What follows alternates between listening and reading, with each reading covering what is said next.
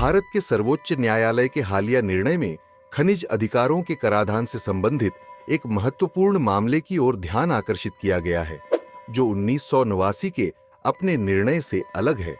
दरअसल 8:1 के निर्णय में पुष्टि की गई कि राज्य विधानसभाओं को संसद के खान और खनिज विकास और विनियमन अधिनियम 1957 से स्वतंत्र होकर खनन भूमि और खदानों पर कर लगाने का अधिकार है। गौरतलब है कि इंडिया सीमेंट लिमिटेड बनाम तमिलनाडु राज्य 1989 के मामले में 7 न्यायाधीशों की पीठ ने कंपनी द्वारा तमिलनाडु के एक कानून के खिलाफ लाई गई विधिक चुनौती पर विचार किया, जिसमें रॉयल्टी सहित भूमि राजस्व पर उपकर लगाया गया था।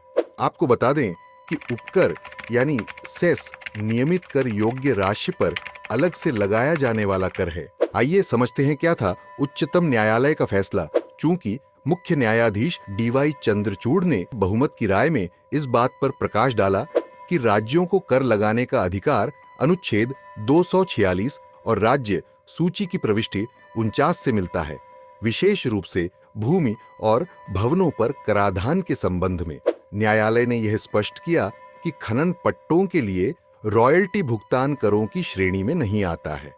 रॉयल्टी को खनन पट्टेदार और पट्टादाता के बीच एक संविदात्मक दायित्व माना जाता है और यह करों के समान नियामक ढांचे के अधीन नहीं है। निर्णय ने रेखांकित किया कि खान एवं खनिज विकास एवं विनियमन अधिनियम खानों और खदानों के संबंध में राज्यों की कराधान शक्तियों पर प्रतिबंध नहीं लगा सकता है। न्यायालय ने इस तर्क को खारिज कर दिया कि राज्य सूची की प्रविष्टि 50 संसद को खनिज अधिकारों से संबंधित राज्य करों पर सीमाएं लगाने की अनुमति देती है।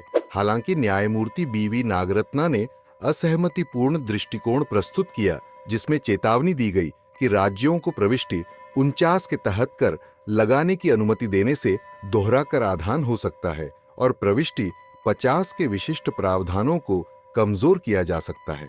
वहीं खान एवं खनिज विकास एवं विनियमन अधिनियम 1957 के बारे में देखें तो भारत में खनन उद्योग की देखरेख के लिए खनिज और खान विकास और विनियमन अधिनियम 1957 को लागू किया गया था, ताकि सरकार और आम जनता दोनों के हितों पर विचार करते हुए खनिजों के सतत विकास और संरक्षण को सुनिश्चित किया जा सके। यह अधिनियम खानों को लाइसेंस देने और उनकी देखरेख के लिए एक व्यापक प्रणाली स्थापित करता है, जिसमें खनिज निष्कर्षण पर रॉयल्टी निर्धारित करने के लिए दिशा निर्देश शामिल हैं। चूंकि इस अधिनियम के तहत खनिज अधिकारों पर कर लगाने के राज्यों के अधिकार को लेकर लगातार बहस चल रही है, कुछ लोगों का तर्क है कि यह इस संबंध में राज्य विधायी अधिकार क्षेत्र का अतिक्रमण करता है।